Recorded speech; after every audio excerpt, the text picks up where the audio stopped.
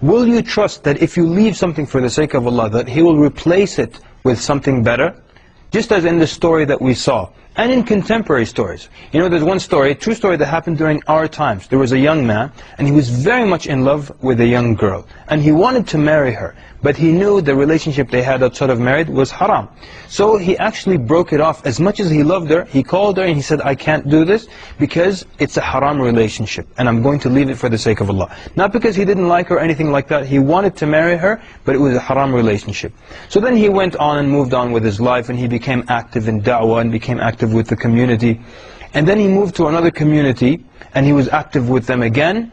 And then there was a sister in that community that was extremely active. She was well covered in niqab and everything. She was teaching the Qur'an and doing all the activities. So he wanted to marry her, and he had his mother go see her. And his mother came back saying, this is an excellent bride for you, excellent manners and deen and taqwa. And so he went to see her. And when she removed the niqab, it was that same girl that he left for the sake of Allah. What happened to her was that when he told her the statement, it affected her. And she wasn't wearing hijab or praying or anything like that. And that statement caused her to pray, to cover properly. And so when he met her later on, he got her in a better state than the beginning. Let's go back to our first story. In the first story, the man was offered 500 gold coins, gold dinars.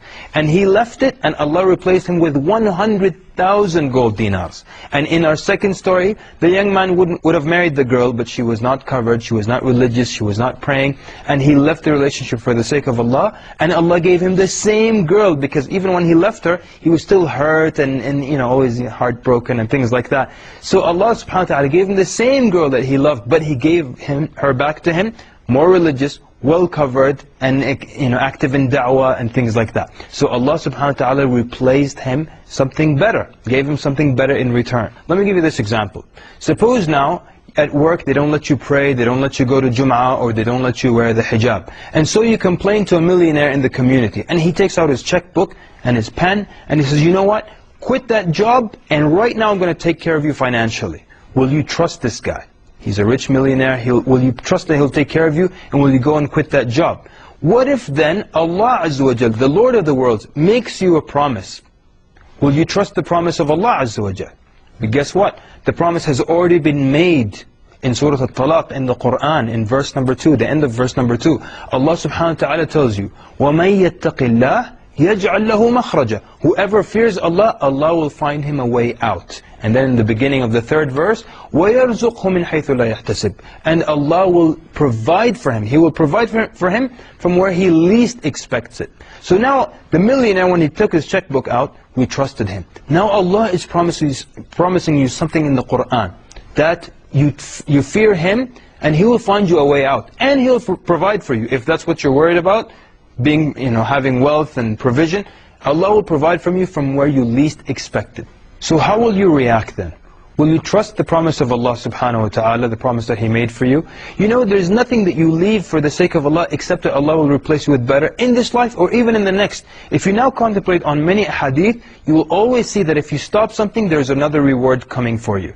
For example, the Nabi ﷺ said, مَنْ تَوَاضَعَ لِلَّهِ رَفَعَهُ. Whoever humbles himself for the sake of Allah. Meaning you leave arrogance. You humble yourself, what's the result? What's the replacement? Allah will rafa'ah. Allah will increase you in rank. Whoever suppresses his anger, he will get this reward in the next life. Whoever gives up arguing, the Prophet ﷺ says, I guarantee him a house in paradise. So anytime you give something up, there is reward. So the question is, do we trust that Allah subhanahu wa ta'ala will reward us with something better, replace it with something better? So look at your life right now, and only you can do this for yourself. See what bad habits you have. See if there's something haram that you do, a haram relationship that you have.